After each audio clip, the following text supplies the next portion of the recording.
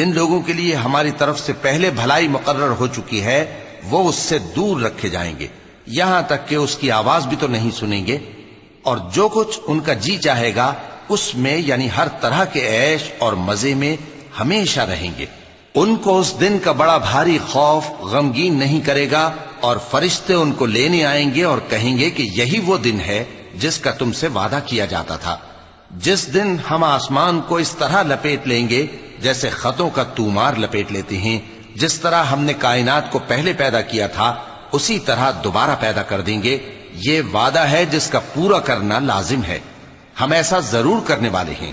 اور ہم نے نصیحت کی کتاب یعنی تورات کے بعد زبور میں لکھ دیا تھا کہ میرے نیکوکار بندے ملک کے وارث ہوں گے۔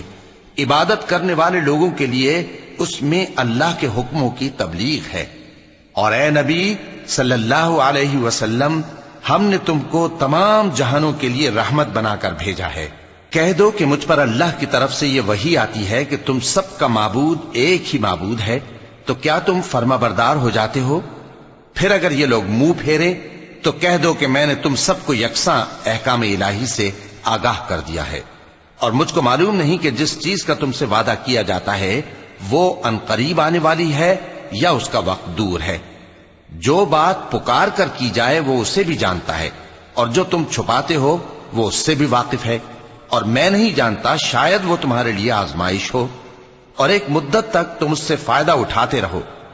پیغمبر نے کہا کہ اے میرے پروردگار، حق کے ساتھ فیصلہ کر دے، اور ہمارا پروردگار جو بڑا مہربان ہے اسی سے ان باتوں میں جو تم بیان کرتے ہو مدد مانگی جاتی ہے۔ صدق اللہ العظیم۔